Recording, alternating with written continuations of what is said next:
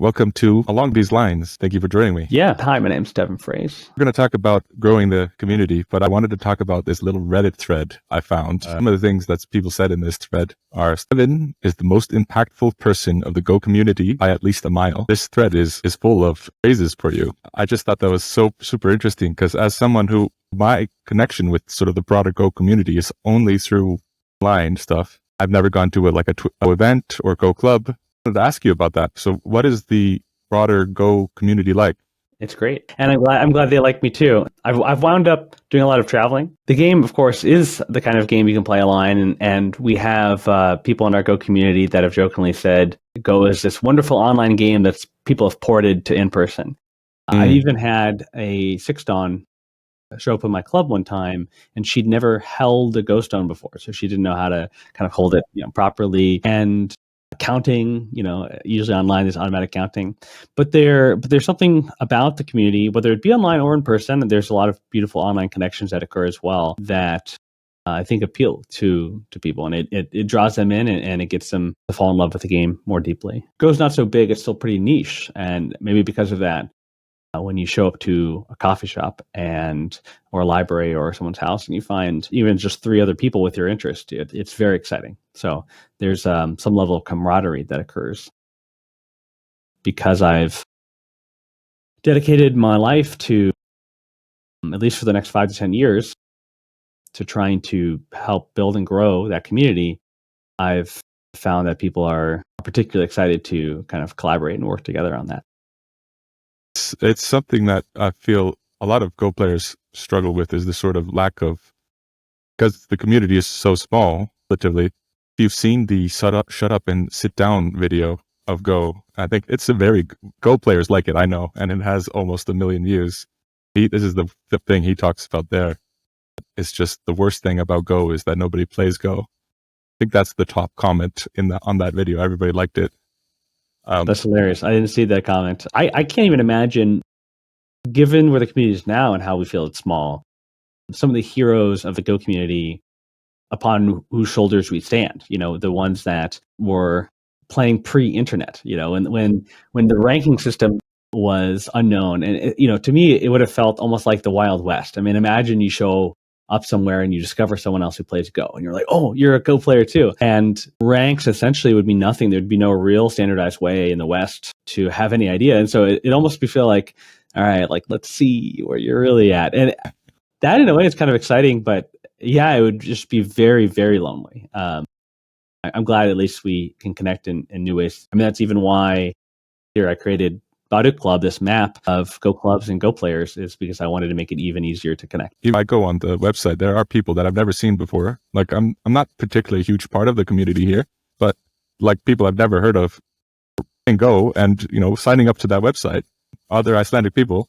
And it's just so nice to see, like, oh, at least even if I'm never going to talk to these people, it's just great to see other people playing in my area. Yeah.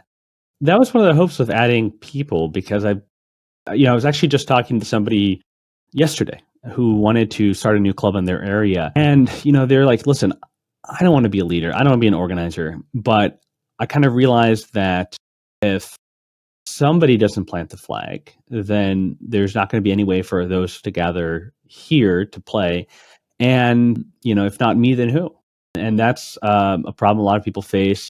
And eventually, some solo person in the middle of nowhere maybe gets fed up with it and says, I'm going to try and plant the flag. And sometimes they're successful, sometimes, maybe oftentimes they're not. But one of the nice things is if you notice there's kind of a bunch of disparate players around you, that makes planting that flag and bringing in those people a little bit easier, because now you're not doing it completely alone. You might be able to start from a place where there's 3 other people, half an hour-ish away that can come together and get something rolling.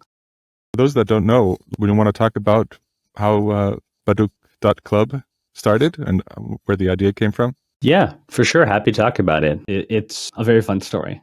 I'd begun playing over 10 years ago now, I think. And I was lucky. There's a Go club near me. I found it fairly easily. But I do love traveling, as I mentioned. Back in the day, pre-Baduk Club, there was a website called findgoplayers.com. And there were other sites before that as well that had kind of come and gone. And I had added myself to Find Go Players. I was so excited that there's this map of Go players around the world. And when I was traveling down in Costa Rica, I found a dot down there, a player, kind of in the middle of nowhere in the the remote mountains of Costa Rica.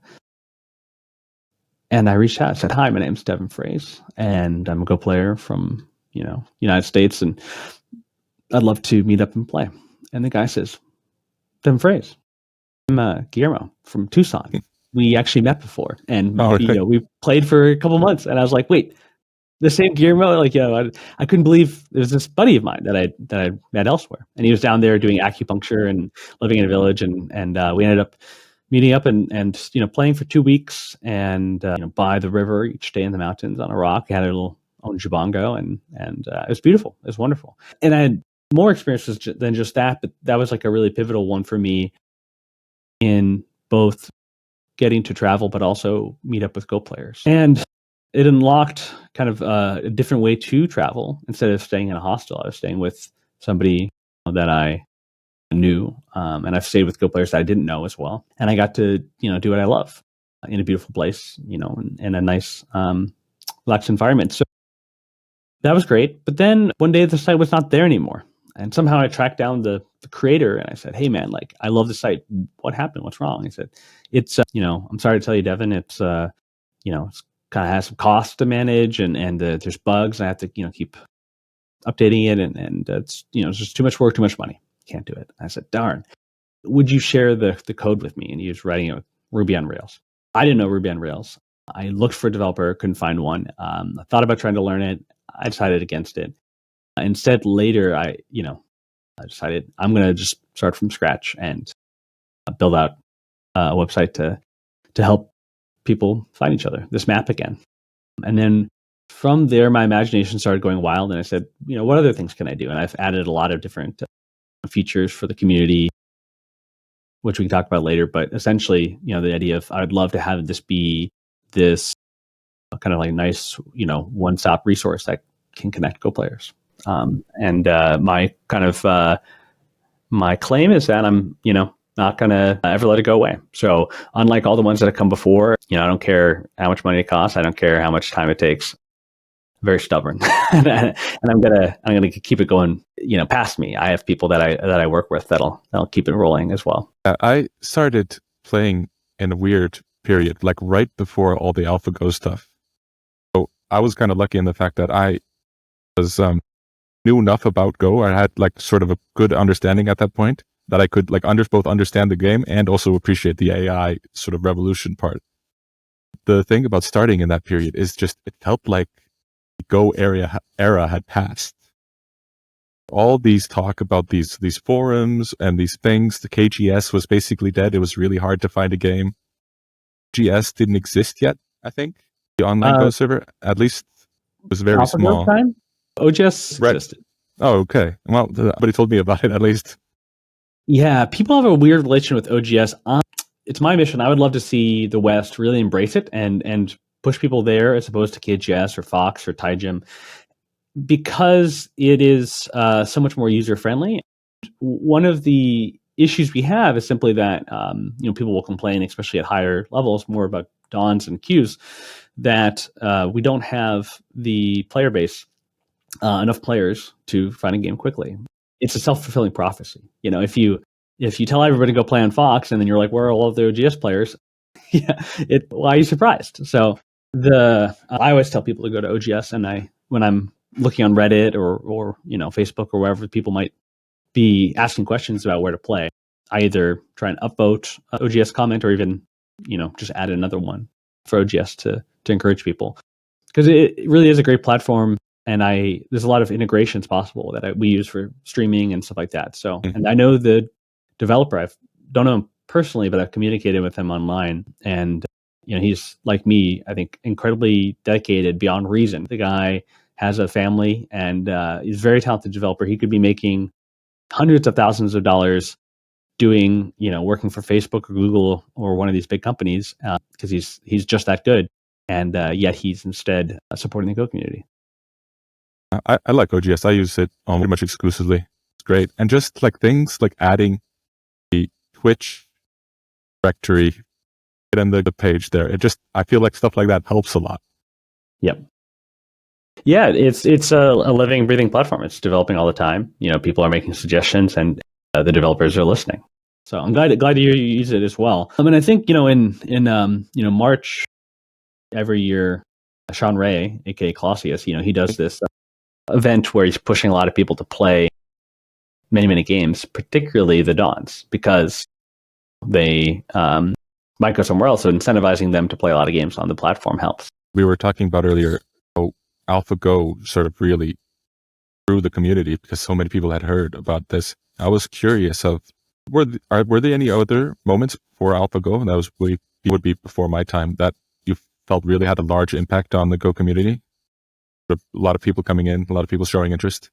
Gosh, yeah, I think there are probably countless examples. If you imagine kind of dominoes falling that brought us to today, right? We have so many steps that had to occur for even to get where we are, and I think to eventually get where we're going. But I don't know all of the dominoes, right? There's many people that played a role quietly, and we'll never know. But so what have I seen? What kind of amazing waves of growth have occurred in the Go scene that I'm aware of, other than AlphaGo, which you mentioned? And I think the AlphaGo event created a huge awareness within the population that wasn't there before. And before I talk about previous examples as well, the OGS data, since we were just talking about OGS, about new member signups during that AlphaGo time spiked. Huge wave of new players. What we can also study is how many of those people kept playing afterward and retained it. And there's some great discussions on the OGS forums about that. And the answer is not that many. Not as many as you'd think. It increased a little, right? And I have people surely that come to my club that said, hey, I got involved during the AlphaGo news and time. But I think part of what I want to do with Baduk Club is to prepare for the next tsunami, of players. We don't know when that tsunami will come. We don't know what will be the cause. And we can try to create our own to some degree, but things like AlphaGo it's outside of our control. And so rather than just try and create it, I'd also like to figure out how do we harness the new players and actually, once they're interested, get them fully involved and get them fully part of the community and hooked in the same way that we are. That drives us to keep playing. So that's one of the things that I'm thinking about in the future is it's kind of like the rush of interest that can come from different events in the world, but things that can help keep people interested. And community, I think, is a big part of that. But for me, when I learned Go accidentally. I learned by showing to a meetup. There's a board game meetup, and I saw the Go pieces, and I said to myself, hey, I know this game because I had played Othello on my father's computer as a kid. Now, in Othello / Reversi, you flip the stones when you play on either side, and the colors change. So pretty quickly, I realized that this was indeed not the same game I played as a child, and the gentleman very kindly taught me how to play and patiently waited. And I think I played on a full 19 by 19, which is kind of wild for a newbie because I always teach them on the 9 by 9 now on the smaller board. But we've played a full game, and I just something about the pattern. I loved it. And afterward, he mentioned, he's like, hey, do you like anime? I said, yeah, I do like anime. He's like, well, this is anime you should check out called Hikaru No Go.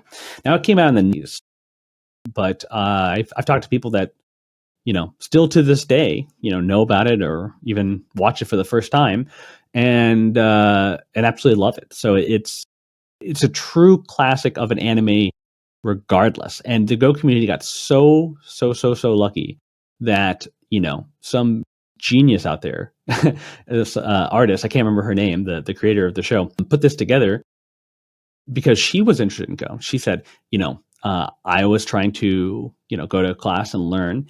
And it was tough. It was challenging at times. And she wondered, she's like, well, if only I had some sort of helper, some sort of ghost on my shoulder that could help me answer the questions. And from that idea, from that spark, came this anime, and that caused, I think, the largest wave the Go community has ever seen of new players. That still persists in ripples to this day. So that's the classic. Many Go players will tell you they came from Hikaru No Go, if not from the AlphaGo AI. I definitely hear from the anime more than from AlphaGo, which is surprising to me because even though I watched some anime, never heard of Hikaru No Go until after, and I still haven't even watched. I think I watched the first 3 episodes at some point.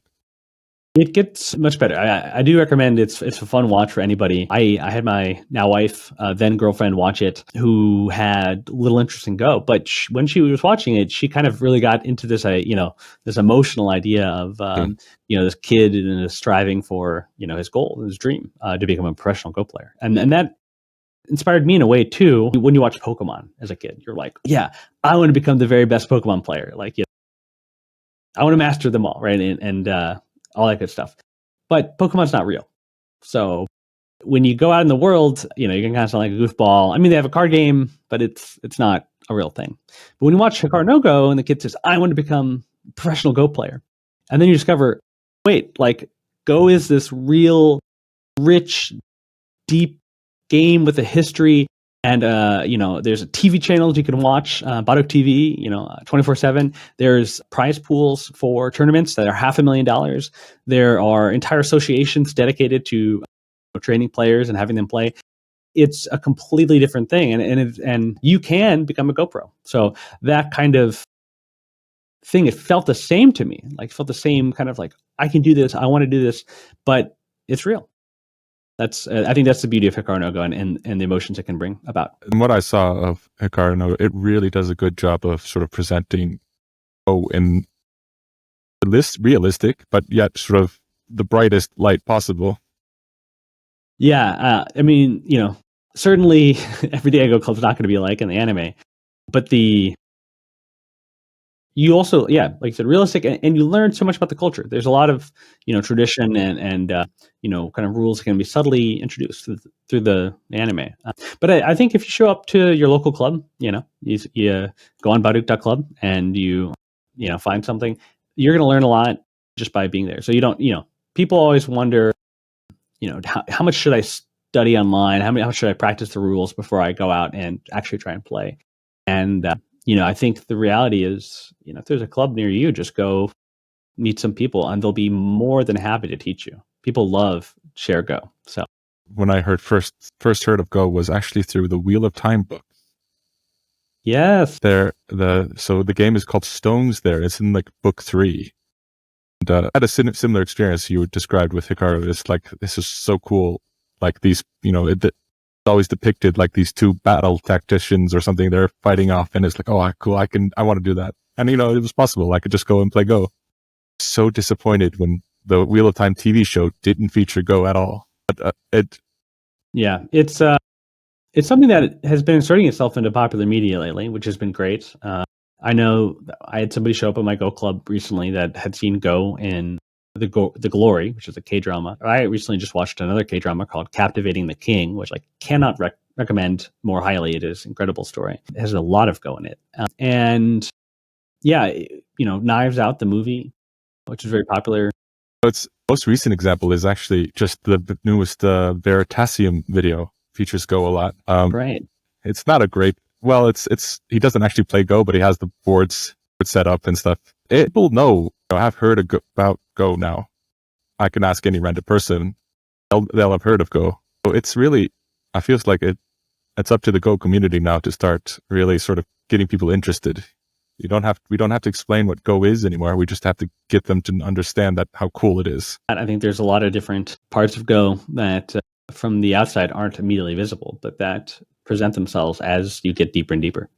As we're on that subject, let's circle back to AlphaGo and AI, which was the huge thing. It's so funny to think about that all this sort of the AI revolution that's going on right now feels like, at least to me, it feels like it all started with AlphaGo and Go, because it was all based on this neural network. Do you think Go community can sort of leverage that to get people more interested, or how do you think we should go about that? Yeah, I mean, one of the things I've benefited from being a Go player in the AI era is I feel like it's a look into the future because what has happened to Go in that it hasn't made us stop playing, but it has helped enhance how we can review and study and enjoy the game.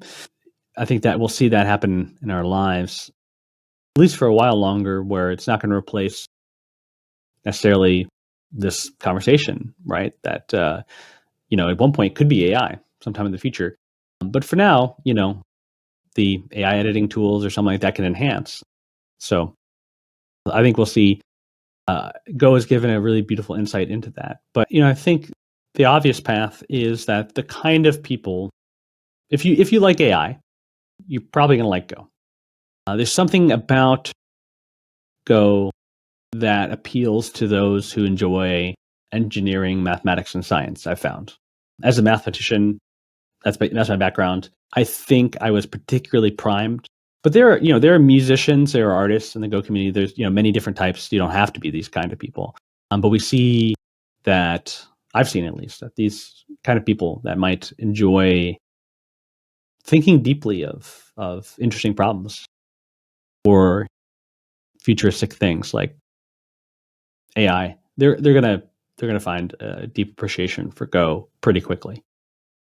I don't know if there's any immediate tie over. I mean, certainly Go has a lot of parallels to art, to philosophy, to life, but AI is this kind of crazy new frontier. And if anything, it's not that Go so much mimics AI, but AI has helped us to break some of the human limitations of Go. As much as I love the community and culture that emerges within the Go community, human culture also can be limiting in a way. In the same way that Copernicus had to kind of break free from the cultural norm and even put his life at risk to say, listen, this is how the sun and the earth are moving together, and it's different than what you guys think. AI has shown us that the game is different than we've conceptualized. I mean, there's a lot of cultural hangovers around where to play in the opening, or what kind of progression the game should have, and so it's really helped open the mind of the people in the community, which is great. I don't know if that'll appeal necessarily to brand new people innately, but yeah, if you do like AI, you're gonna like Go, so you should give it a try. One of the things I was so surprised about when the whole AI revolution and people just had access to these huge, powerful AIs that could play Go is how quickly only did Go players, amateurs, people just starting out, adapted this sort of thinking, and not only adapted but moved on from it and sort of realized I don't have to play like an AI. It's still sort of on this sort of teetering point where you talk to any given person, it'll be like, I have to play like AI, or then I refuse to play like AI. Definitely at the amateur level, it feels, all in chess, it felt like it sort of, and has been a while, been around longer, has sort of restrained what is possible on the board. Mm-hmm. In Go, it feels like it almost did that, but just recently, people like, especially content creators like Dwyer, sort of pushed against that and sort of said, hey, no, this stuff worked for a reason. It may not be absolutely the best, but it's still good. It works. It's so funny how quickly the community sort of adopted that and changed. Yeah, like it's kind of what I was mentioning earlier is AI then becomes something that can help inform us and we can work with, but it doesn't necessarily do all the work for us, or it doesn't necessarily overwrite the need for humans. I mean, people don't necessarily like watching AI versus AI games. There's no stake. It's not somehow interesting in the same way that watching two humans play and battle it out is. So I don't. There's a lot of deep philosophical questions to figure out why that might be true, but I think the reality, to your point, is that it means humans kind of pick and choose what we like from AI, what we've learned, but realizing too that we aren't AI, and therefore, especially if you're a new player. And I have a friend that was a brand new player, and he would always try to study with purely AI. I said, "Listen, man, this is going to tell you what like the strongest in the world would do. You're brand new. you need to understand how you're building your own neural net, right? You're developing the own weights in your head about what's good and bad. And to do that, humans learn very well when we share why something happens. We understand it, and it helps develop a deeper ability for play. And if we're learning from each other, if we're learning why things happen, they'll stick around longer. And so I think, trying to mimic AI perfectly is not going to get you anywhere, because it's not going to be something that can actually stick in your head. It'd be like trying to memorize an entire book full of letters that are randomly put together. You can't, but you can remember generally what happens in a story and in a book, and even memorize entire plays, right? If they have meaning, if it has, some sort of reason. So, AI may tell us the exact best play, but I think finding our own way with the help of AI, occasionally guiding us from getting stuck in these local minimums or maximums of ideas is very helpful. Definitely use AI myself to improve a lot. I always review my games with AI after I do it myself first. But one of the most sort of interesting, I feel like, Go gives, I don't know if this is with all AI, or the AIs that play Go, but it feels like really strong players have this sort of special insight into how AI works. Especially Go AIs. If you've ever seen them review their own games with AI, they'll do something and then the AI will say, do this move in the corner, and they'll immediately brush it off. No, the AI doesn't know what it's doing at this point. And it feels so weird to see these strong players. And then, somebody will eventually ask them, what do you mean? How are you stronger than the AI? And then they'll show, like, there are just certain things that the AI doesn't understand about Go. There's a certain tactic that you can use to beat AIs. I'm not sure if this still works. I think I read most recently that it still works to a degree. You just have to be a little bit more stronger to do it. Where you just play around and you sort of trick the AI into a capturing race. It's just so funny to see how, at least for now, for the foreseeable future, Go sort of proves that the best combination is still a human and an AI doing something. It's at least for now, not just the AI. Yeah, there's adversarial ways to get around it. And I think, even with things like ChatGPT, you can kind of use these prompt hacking ways to get around certain safety nets. And essentially it just shows that, to your point, exactly right. Humans are very creative. Humans are inventive. Humans have characteristics that AIs don't quite yet have. But an AI might speak much more fluently.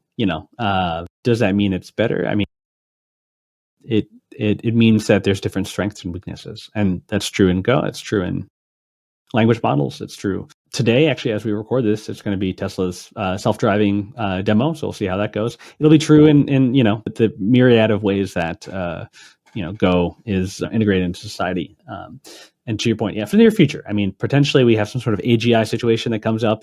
There are billions of neurons in our brain that have been honed, much like AI's hone weights, over millennia as we've evolved. So to say there's something there, there's some sort of benefit, especially to get a little technical here, from a energy perspective. I mean, the amount of energy that the brain uses, it's whenever, eat a couple, some food, and your brain is going to, power itself all day long. Meanwhile, you want to train a neural net. I mean, you need, gigawatt energy power plants running for weeks. It's a completely different scale. And so, there's something going on in our brain that's worthwhile. And I think Go, in a way, gives us insight into our own brain.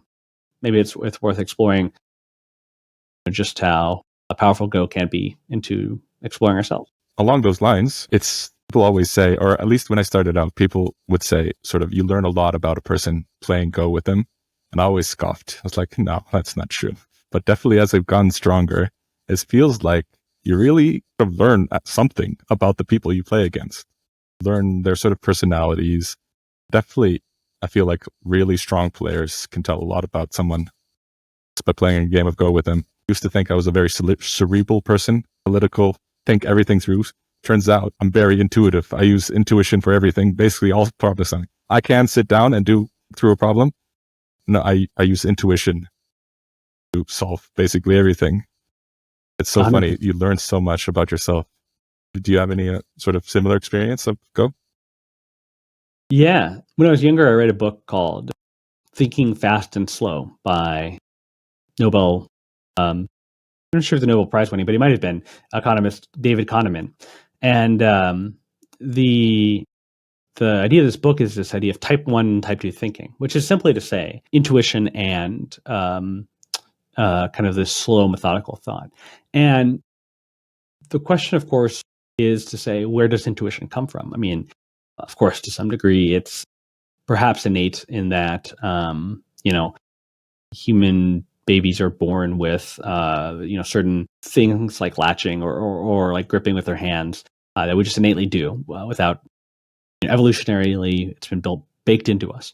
But there's there's a lot of learned traits we pick up, and the book makes the case simply that by putting in an immense amount of effort, this type 2 thinking, this kind of like slow, methodical thinking, you can develop intuition. And I think we see that in Go. I think we all start out as kind of like these wee baby 30Q players. We don't have any idea why we're doing anything, right? We're just playing it out, based on some sort of raw intuition. But over time, that starts to hone into a more refined intuition. But even so, I think at the end of the day, much of why we play a move, or when we're trying to figure out what move to play, there's a vast number of possibilities. To even pick the starting area to start thinking about where to play, you have to have intuition. And it's a mix. It's a mix of type 1, type 2, of intuition and deep reading. And I think that is one of the beautiful things about the game. And one of the things that's difficult is not just letting intuition always win, because in intuition, just playing with intuition is very fun. And once you get good enough, you can do that, especially against weaker players, and you'll be fine. I've spent over a decade playing the game, and I'll still play a professional player, and without even spending half a second thinking, they can play moves against me and 5 other people and win while we have a head start. So, there's something that can be developed for sure, but it takes an immense amount of effort and to do that. So, but it's never not impressive. The better I get when I see professional players do this, I'm that much more flabbergasted that there's more to the game, that you can develop your intuition so keenly that you can just simply play. And we kind of see this in AI too. There's just 2 different things about AI. There's the where its kind of first move is, and that's based on the weights of the AI's kind of training. And then there's the additional readouts, 1,000, 5,000, 10,000, 100,000 additional kind of like moves that's looking down the branch of possibility. And even the AI that runs on my local computer with 0 readouts. So just pure intuition, absolutely no forward thinking. It will be better than me by far. So yeah, I think that's kind of the progression is that we see is you have no intuition, and then you put a lot of work and effort into developing it. And then I say work, if anyone is listening that's brand new, Go can feel like a work at times, but it's a work of love and passion. I mean, it's the kind of thing where you say, I love drawing, and I'm going to practice, my artistry so that I can draw a human or a character more, more beautifully and more enjoyably, and I can do it more quickly. Because once you can gain that kind of skill where you can draw characters quickly, you can make whole comics, and that's exciting. It's much more exciting than taking 1 hour to draw one character. Putting a little bit of work into Go so that you can enjoy it more means that the play is that much more rich. And I don't mean to dissuade anyone from joining them. I'd say, oh no, not work. It's supposed to be a game. But again, just like art, there's this level of enjoyment that can only be reached by taking the time to learn a little bit more. That's what I have to say about that. For beginner players, it seems to me there are 2 types. There are the competitive people, and then there's the people that were more interested in the aesthetics, the art. I think actually more people are in the aesthetics category than definitely in the competitive type.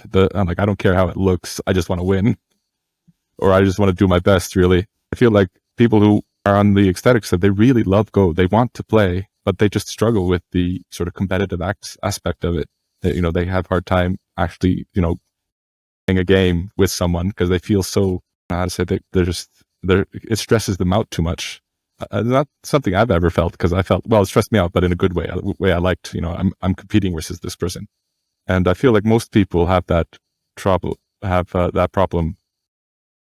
So, do you think you have any advice to help those sort of people who really want to learn Go, but playing games, developing this intuition just really feels like work or stressful?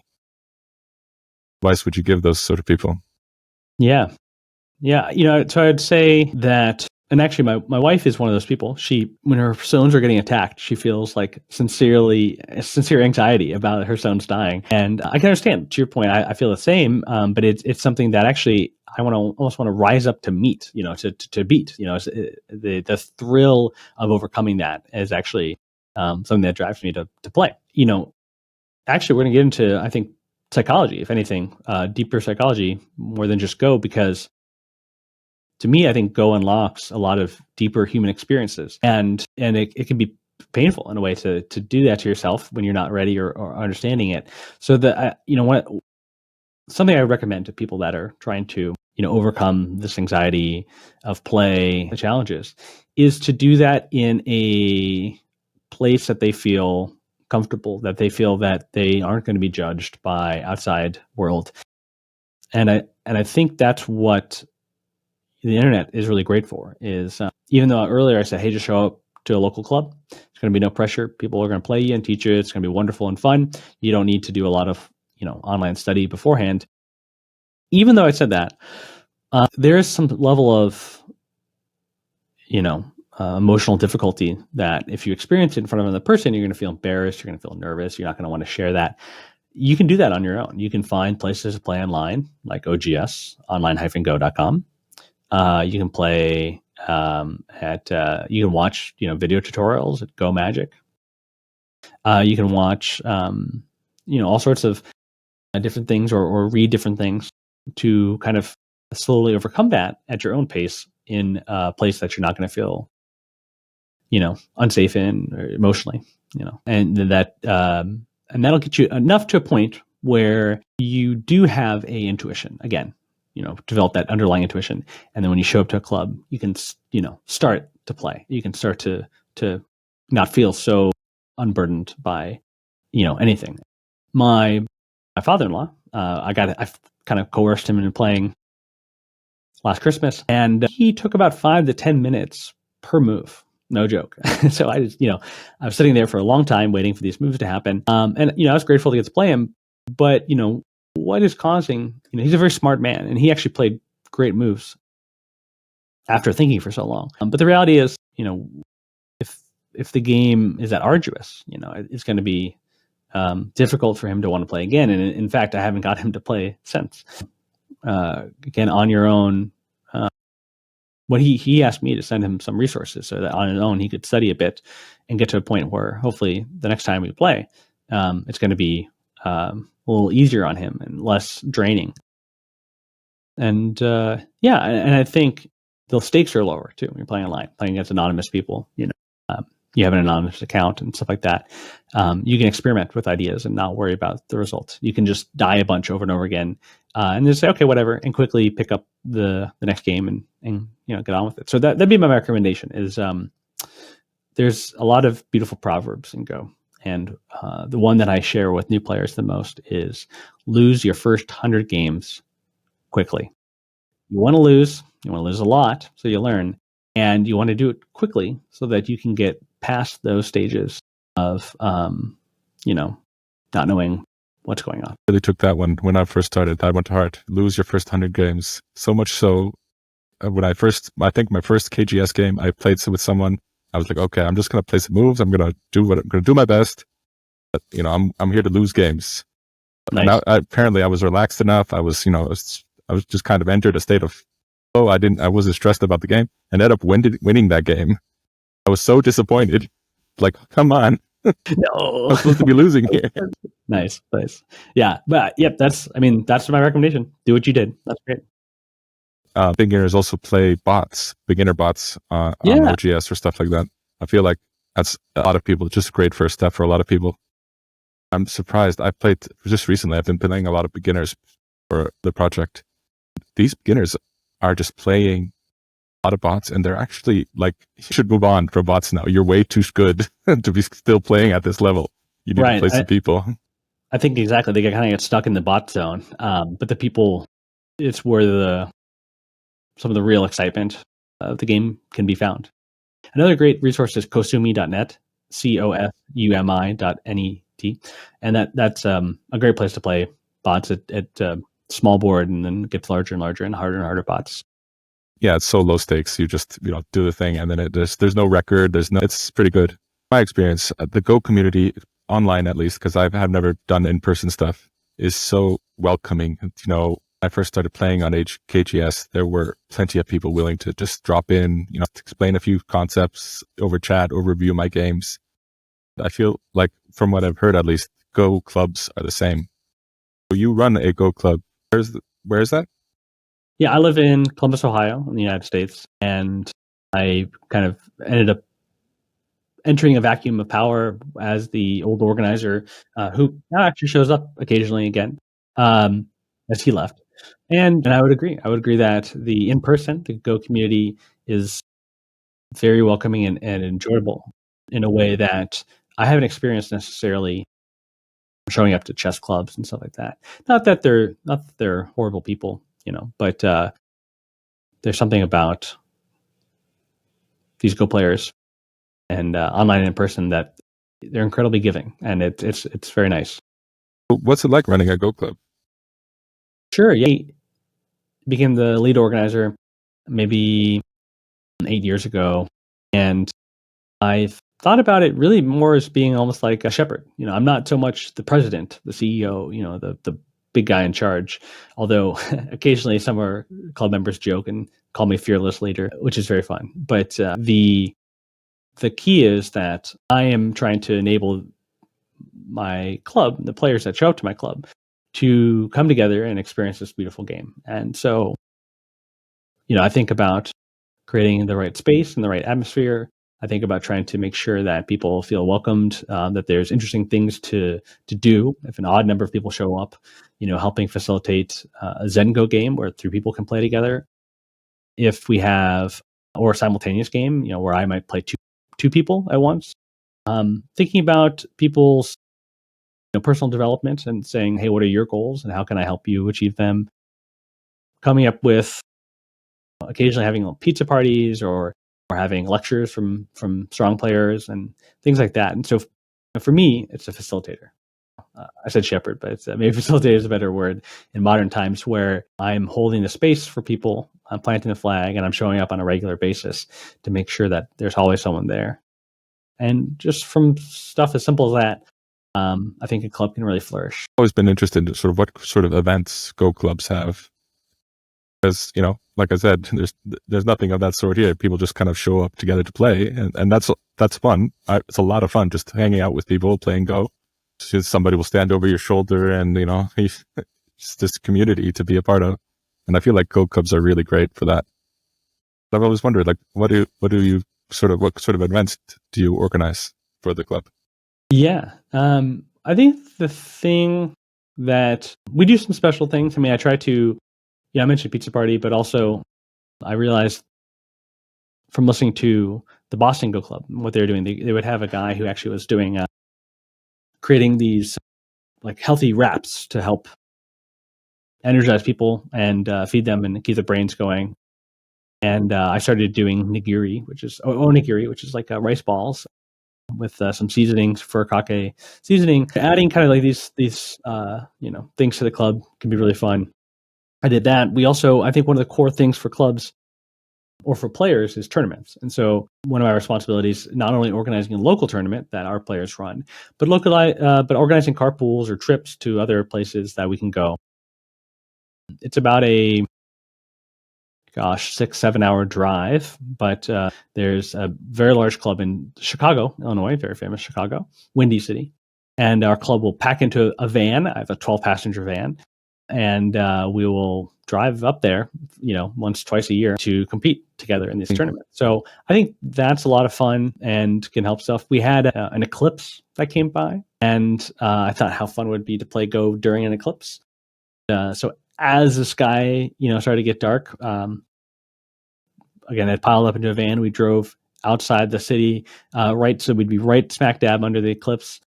We set up some blankets and boards, and then, at the moment of totality, we were all playing games with stones. And so we called it the Eclipse Tournament. We got to kind of say these Eclipse games. And I remember we, of course, stopped playing at the exact moment of totality and looked up and enjoyed the spectacle. But I think the key simply is that organizers should consider something to change it up and keep it lively. To your point, a lot of times people are all standing around and looking at the board and maybe kibitzing or not, depending on the club's culture. But changing it up to occasionally add new stuff in can be powerful. In regards to lectures, a lot of times organizers think, okay, well, I'm not skilled enough to give a lecture, or I don't know what I would even lecture about. This kind of idea can be easily overcome if you find lecturers on YouTube. I used to use Nick Sabicki, classic, great teacher. And I would just watch his lecture, kind of like imbibe it and put it into myself, and then go give that exact same lecture in my club.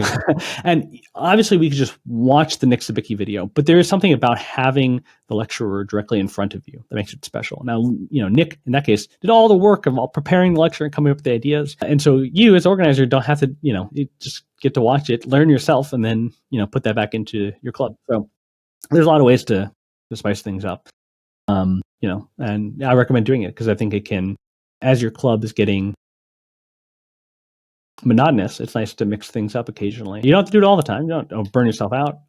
But, those kind of things I've watched my club, go from being, 14 people a week, different people, stuff like that, to dwindling down to, okay, it's only 6, now 4. And then I'm like, okay, well, let me find something to push it, get people back interested. And then boom, it's back up to 14 and we're having a party again. And so, yeah.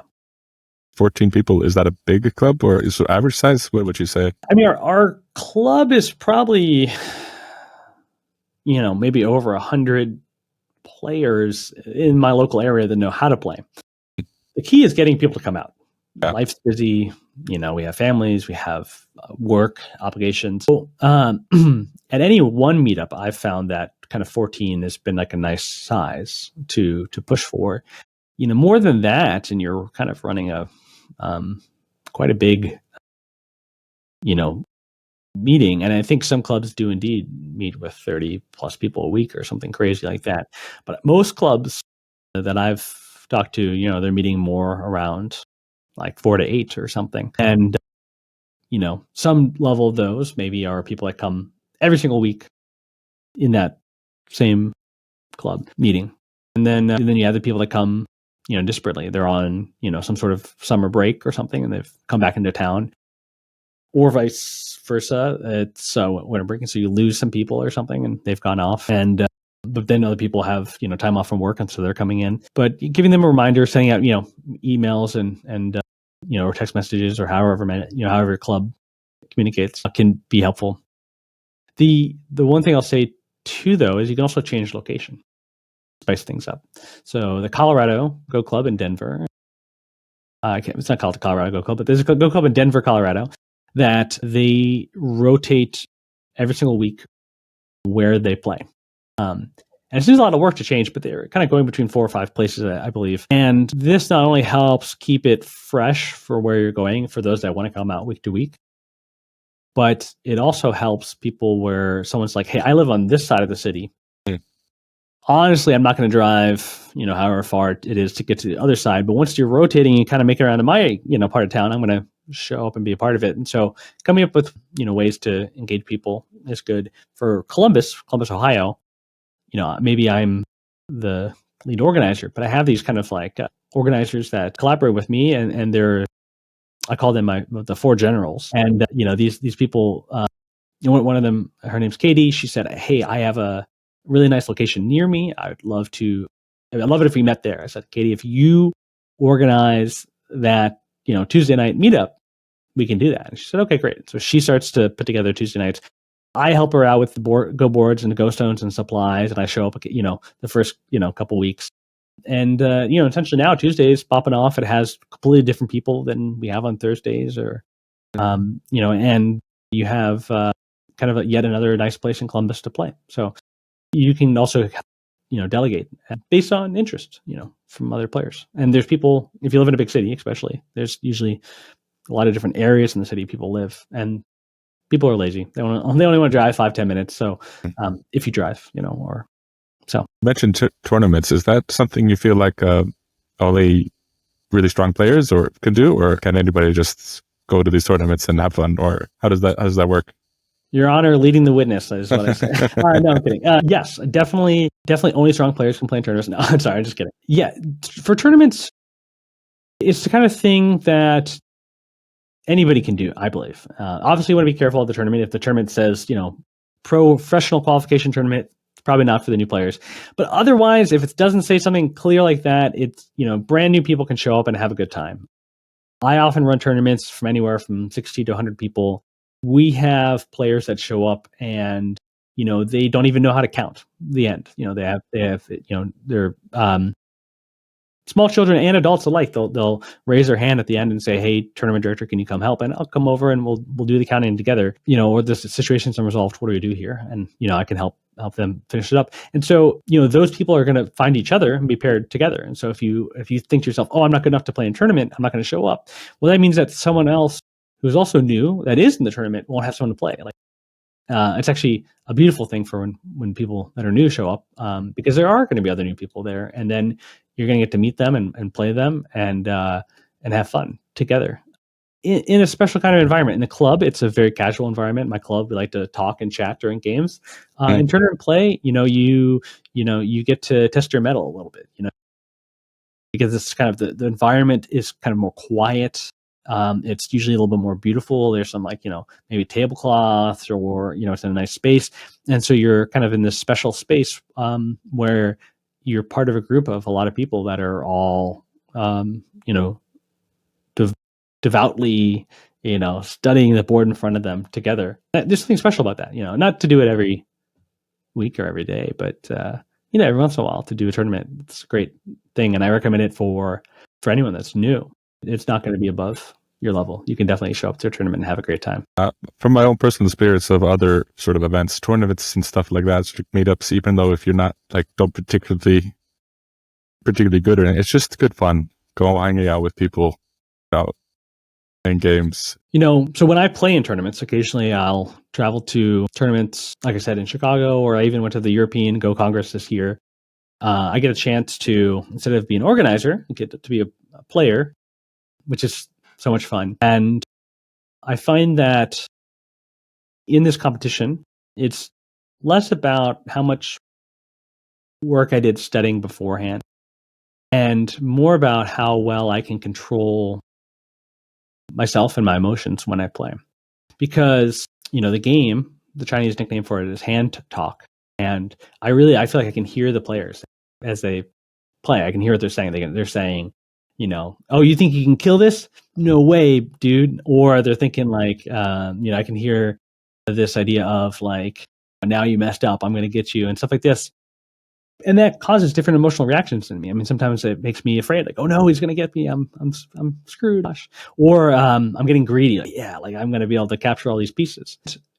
What I love about Go, one of the things I love is that it's deeply introspective. I actually have to stop myself from giving in to these lesser thoughts.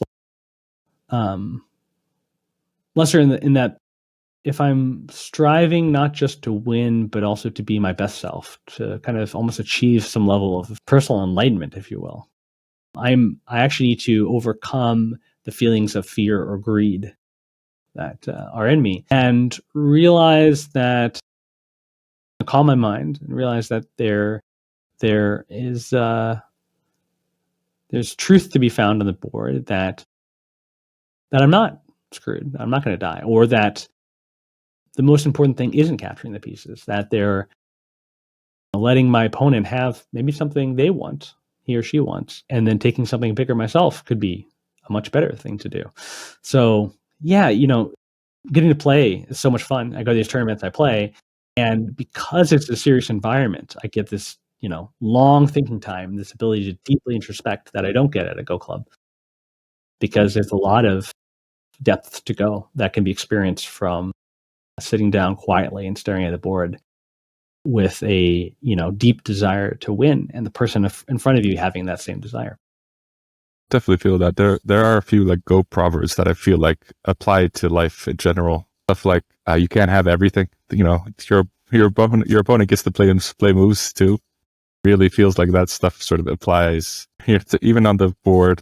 You're two people here. You have to make space, even though if you're trying to win, you have to make space for the other person. You can't take everything. Stuff like that sort of really makes Go very introspective for me.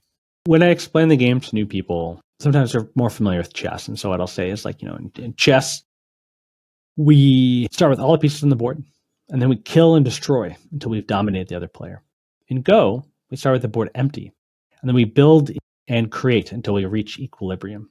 And to your point, if you try to dominate the other player, it'll actually create an imbalance. And you can actually, unless you're far more skilled than them, you're going to wind up, losing everything you had because you're seeking imbalance. And Go is a game about balance. It's a game about finding, kind of the middle road. And granted, you want to carve out just a little extra for yourself, but yeah, I agree. I agree. Go is such a balanced game. It's not about an even divide of the board though. It's about, you're showing your skill level opposed to the other person. And I feel like balance comes in overstepping, finding where your skill level is compared to the other person. If you overstep that boundary, it's going to cost you. It's going to cost you the game. It's going to cost you, just like in life. You need to, know where your strengths are. You need to know the balance. You can seek still to sort of, achieve. If you overstep that, it's going to cost you. True. It teaches you about failure and all that. Yeah. One of the favorite things for me is, when I give into my own hubris and I think, yeah, I can just, I don't need to read here. I don't need to think about anything. I'm just going to, I'm way superior. I'm going to play this and just, it'll work out. And as my students that I've taught the game get better and better, they start to not fall for my tricks and traps anymore. And I actually have to play more honestly. And especially if I try to ask for more than I should and try to, get away with something that I, kind of feel might not quite work, they'll catch me on it. They'll call me out and capture my pieces and win the game. So it's exactly as you say.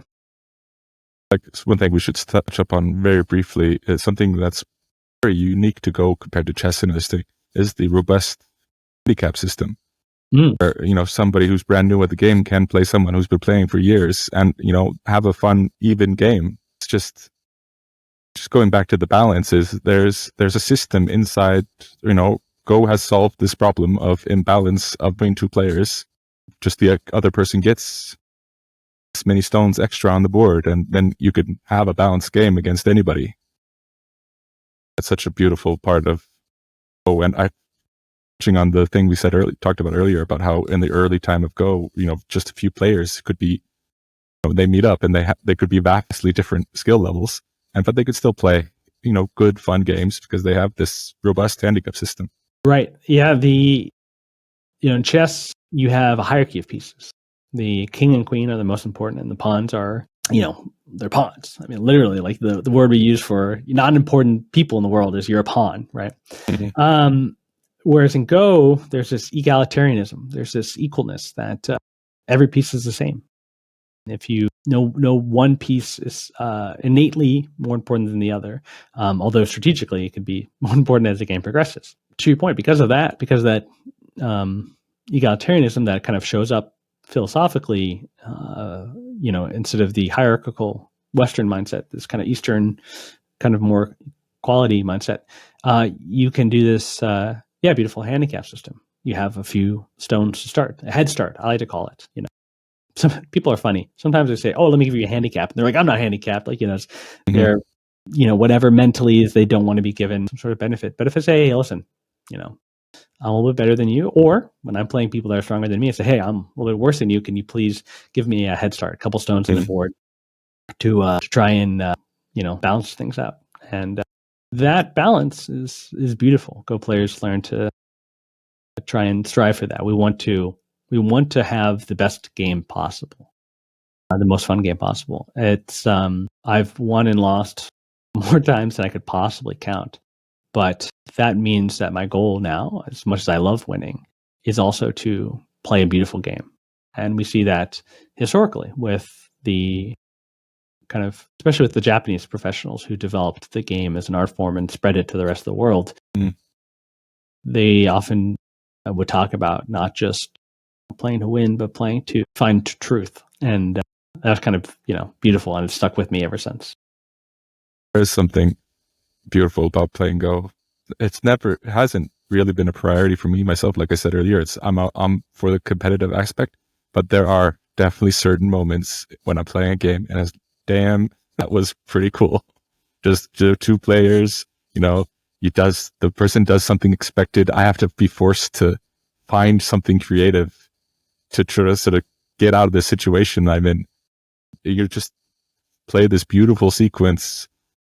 I always thought it's just like things like snapbacks are just these finding and playing around them, where you play this certain sequence and the person is all of a sudden trapped and there's no way out, or even stuff like you think you have a snapback, you think you got them tricked, play this beautiful move right between two stones, just like, oh no, it ruins everything.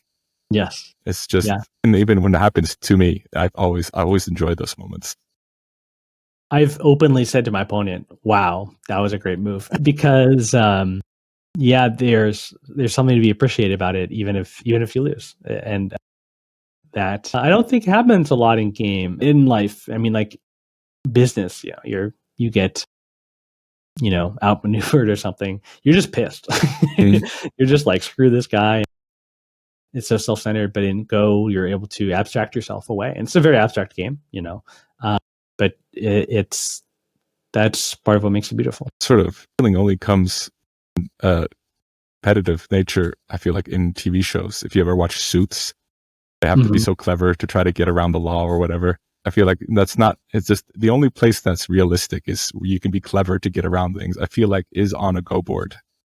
There are sort of tricks. There are, lateral thinking that you can just expand your mind to find these little moments that you sort of, not necessarily about besting your opponent, but, creating a beautiful moment of play. Yeah. And it happens, oddly enough, in conflict. You and your opponent are both trying to best each other, but there's this, it's one thing that's funny in Go is the counting. In Go, when you are trying to finish the game and you count, you're obviously in the final moments of discovering who has won or lost. And for those that know how to count, if you don't know, you can obviously pick up and learn. I recommend it. But for those who know how to count, it's trivial to cheat. You would just move a few stones right at the end. No one would know, because you've already kind of messed up the board and you're figuring out where it goes. You could add a few or something like that.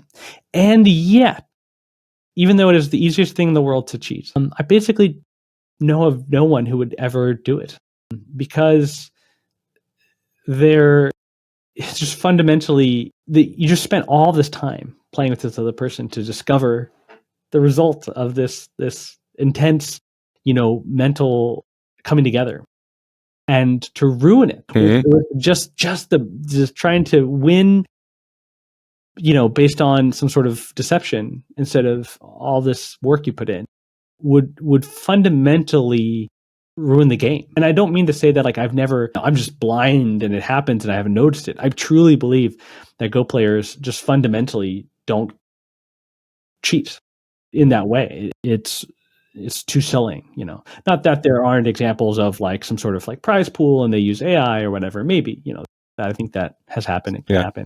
But in these kind of like social contests or local tournaments, And even in larger tournaments, when you're counting, it's just no one ever cheats, and it's kind of amazing that would be true. That's so interesting. It's just hard to do that.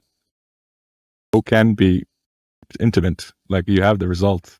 You got to know this person to some degree, and then just to ruin that, I feel like it's just a hard thing to do. I feel like.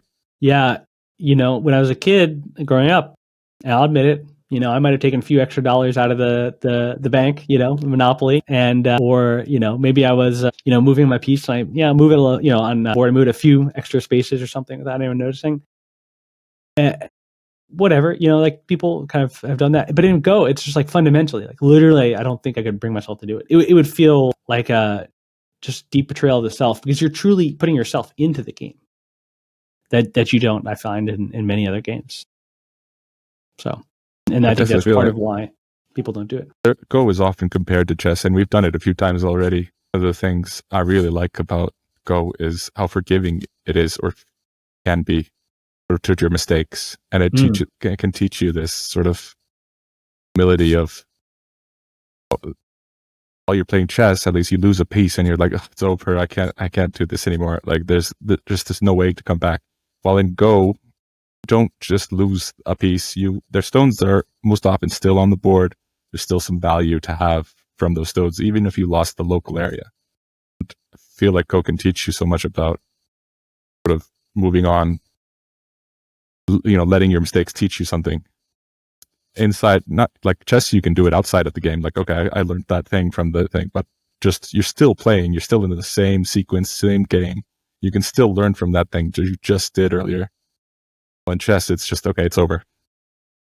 I think that's very true. One of my students, who's a streamer as well, streams under the name Midnight the Blue, and I was watching him. He lost some medium-sized group, and he was so mentally destroyed by it. And he's a chess player originally. He was so mentally destroyed by it, he resigned. Well, after resigning, the AI showed him the score. He was ahead.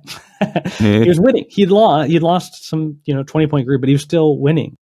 And Go players, we quickly learn that there's this potential of every stone, even the ones that look like they've been captured or they're gone, to make something out of it. And that's life. I mean, that's real life. Is you have something bad happen in your life, you lose your job, you lose a limb. I mean, people are quadriplegics, and they keep on going, and they find new things to do and to explore, and to you find a new job, you find a new girlfriend or boyfriend, you move on, you learn from the pain, and that's such a fundamental human experience.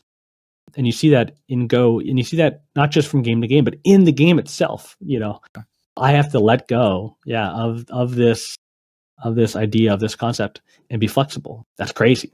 Still have a chance here. Just need to quickly let go of what just happened. Myself mentally in an okay state.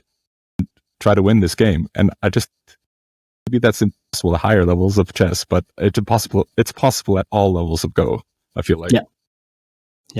We've been talking about all the benefits and all the really cool aspects of Go. I feel like we should talk about one of the hardest things for new players, sort of learning the game, getting resources, stuff. And for me personally, of course, I would think that, since I make videos on YouTube, but for me personally, YouTube is the best place to go to get information just for free, cheap. It's easy to consume. I'm curious, what do you think the future of things like YouTube and platforms like Go Magic? Think if they're going to be really could help? Do you think they could really help players get onboarded into the game and stuff like that? Yeah, so if you're a new player, talked a little bit earlier, and you aren't quite ready to show up to a club yet, which I think is a great place to make friends and get integrated into the community. So there's still some level of connection that you can make by watching a person. You're so fun. I love your channel, Strategy, and the videos you make. And there's some level of connection I feel with you when I'm watching your videos, that, even though this is the first time we're, sitting down and having kind of a face-to-face, video conversation, you can develop kind of this same sense of connection. So I think the video platforms, YouTube and the kind of more teaching direct platforms like Go Magic, which, also has some videos on YouTube, you can develop kind of like this connection with, people that, even though they haven't met you, they do care about you and they do care about your growth. And that's why they're making these videos. So, I can't recommend that enough. Obviously, there's some great apps out there people can do to practice puzzles and games and stuff like that. I mean, I've known players that they'll download, they call them Sume Go, Go puzzles, and they just deeply love doing those. I mean, I've had a guy, he came to my house to live with me for a while. I did this Go program, and he had spent a whole year just doing Go puzzles before he ever started to really play Go. So I think there's a lot of ways to get into it. People should find the way that works for them. But the video platforms where you can kind of like find these teachers and personalities that you enjoy is a great resource. And that's sound journey into Go was primarily through YouTube. Watching Nick Sabicki, Byron, those two were the main of the time. It feels like just recently with myself and like a lot of other Go creators starting their journey, Telegraph Grow, and Baduk, a lot of great people making content, trying to teach new players. Streamers as well. I mean, some of those guys don't just make YouTube videos, they're also doing live streams on Twitch at all levels, like not just really strong players, so just beginners. It's just a great place to hang out and learn through osmosis, just sort of get used to the culture.